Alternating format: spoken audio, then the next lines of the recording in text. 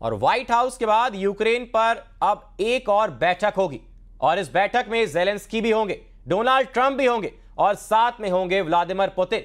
Ukraine के युद्ध का फैसला इसी मीटिंग में हो जाएगा। हालांकि व्हाइट हाउस के अंदर यूक्रेन के साथ बहुत बड़ा खेल हो गया है। डोनाल्ड ट्रंप ने बीच मीटिंग में पुतिन से फोन पर बात की और फिर वो फैसला किया जिसकी वजह से यूक्रेन को बहुत बड़ा झटका लगने वाला है।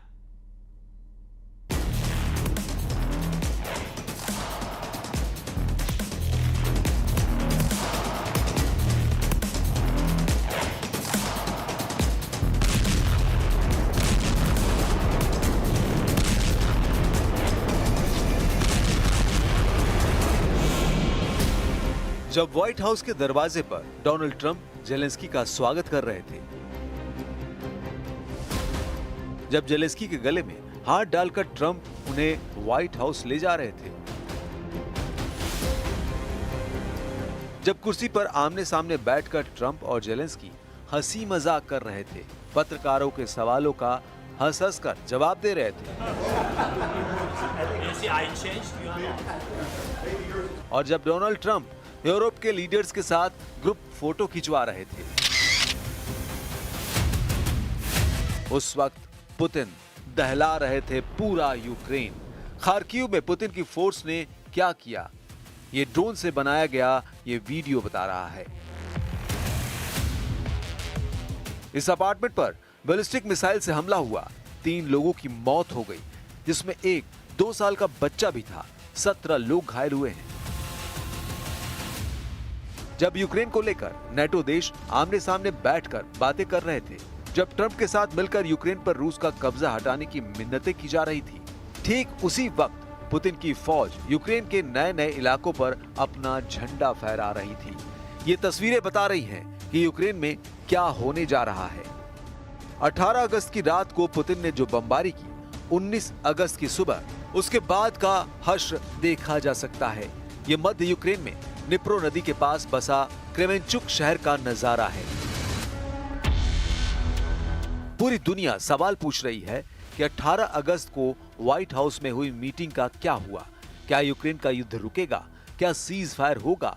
या फिर पुतिन का गुस्सा ऐसे ही यूक्रेन को जलाता रहेगा और ट्रंप समेत पूरा नेटो यूक्रेन की तबाही पर मीटिंग खेलते रहेंगे। व्हाइट हाउस के ईस्ट रूम में बीच में एक बड़ी मेज लगाई गई और उसके दोनों तरफ बैठे वो लीडर जो यूक्रेन को बचाने की कसम खा चुके हैं। अब इस टेबल पर कौन कौन मौजूद था, गौर से समझिए।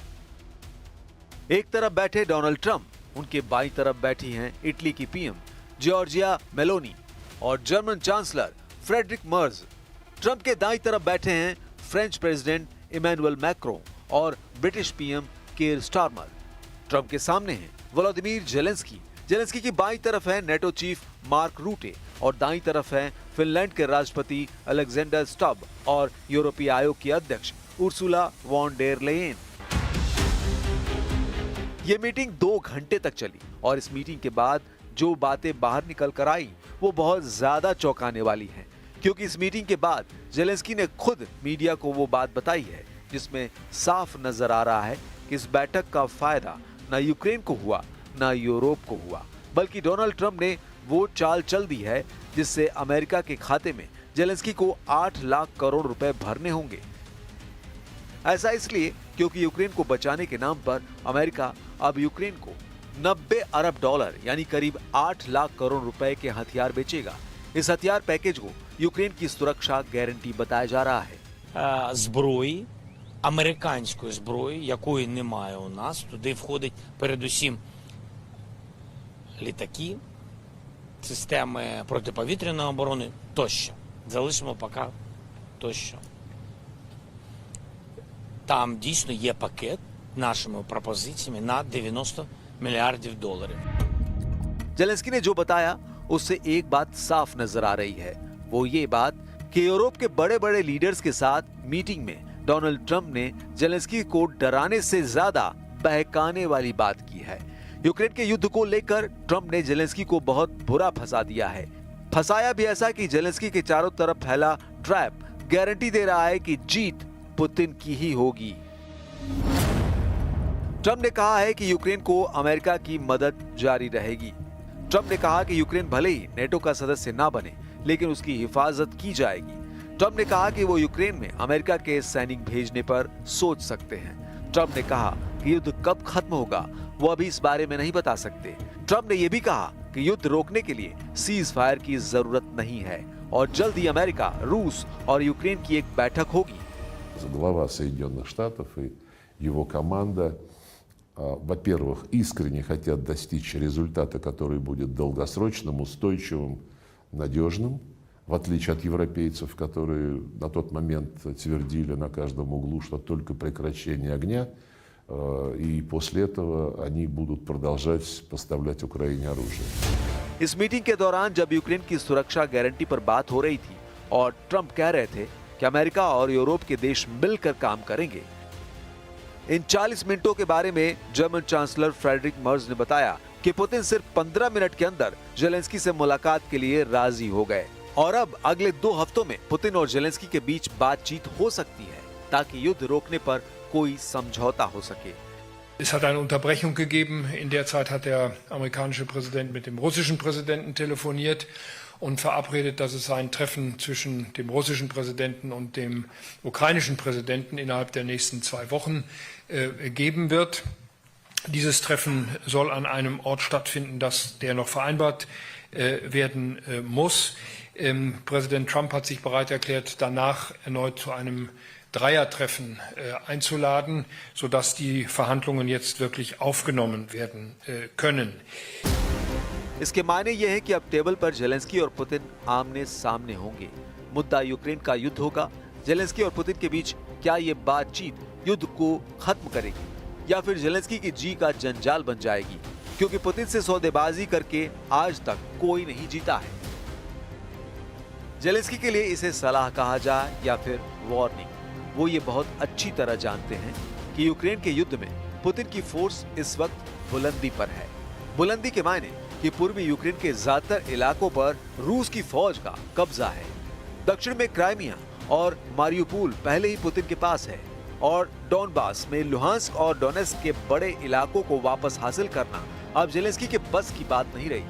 वो अब खार्किव और सुमी को बचाने में लगे हुए हैं, जबकि ज़ापोरिजिया और ओदेसा में पुतिन के हमलों ने बता दिया है कि रूस का टारगेट क्या है। पुतिन के टारगेट पर पश्चिमी यूक्रेन की तरफ 4 बड़े सेंटर हैं। पहला है खार्किव, दूसरा है सुमी, तीसरा है डोनेस्क और चौथा है निप्रो नदी के किनारे पर ज़ापोरिजिया। इन चारों शहरों के आसपास बहुत बड़ी जंग चल रही है और जेलेंस्की जानते हैं कि अगर इनमें से एक भी मोर्चे पर वो हारे तो पुतिन के कब्जे में 50% यूक्रेन आने में बिल्कुल देर नहीं लगेगी। Il est convaincu maintenant, et le président Poutine le lui a redit, nous lui avons tous redit, qu'on ne peut pas discuter un traité de paix qui prend quand même plusieurs jours, voire plusieurs semaines, sous les bombes. Et qu'il a plusieurs fois lui-même exprimé une volonté aussi humanitaire d'arrêter les tueries et d'arrêter ce qui se passe contre les civils. Et donc, à cet égard, qui avait besoin d'avoir justement aussi une trêve. White house में हुई meeting के बाद अलग अलग देशों की तरफ से जो बड़ी बातें सामने आई हैं, वो पुतिन को चैलेंज दे सकती हैं। मीटिंग में जर्मन चांसलर ने कहा कि पुतिन जेलेंस्की की बैठक से पहले सीज फायर जरूरी है। फ्रांस के राष्ट्रपति इमैनुअल मैक्रों ने कहा कि सिर्फ यूक्रेन नहीं, पूरे यूरोप की सुरक्षा का मुद्दा है। ब्रिटिश पीएम केयर स्टारमर ने कहा कि त्रिपक्षीय बातचीत बड़ा कदम होगा। इटली की प्रधानमंत्री जॉर्जिया मेलोनी ने कहा कि दोबारा युद्ध शुरू ना हो। Nyt täytyy muistaa, että Putiniin kannattaa harvemmin luottaa.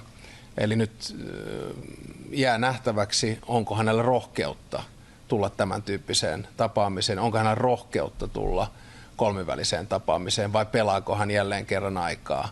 Ja sitten tietysti jos hän pelaa aikaa, niin haemme yhdessä uusia ratkaisuja. अब आपके जहन में सवाल होगा कि सबने मीडिया से बात की, आखिर जॉर्जिया मेलोनी ने यूक्रेन को लेकर किसी सवाल का जवाब क्यों नहीं दिया? इसे यूक्रेन पर मीटिंग के दौरान इन टॉप लीडर्स की बातचीत से समझा जा सकता है, जिसमें मेलोनी ने कहा कि वो मीडिया से बात नहीं करती है। Want to take some questions or anything? Feel like it?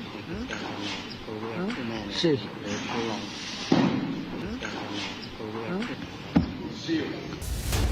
Ukraine की जंग को लेकर जेलेंस्की का नजरिया साफ है। उन्होंने कहा कि पुतिन चाहे जितने बम बरसाएं, वो बहुत अच्छी तरह जानते हैं कि यूक्रेन का बंटवारा नहीं होने दिया जाएगा, चाहे इसके लिए कोई भी कीमत क्यों न चुकानी पड़े।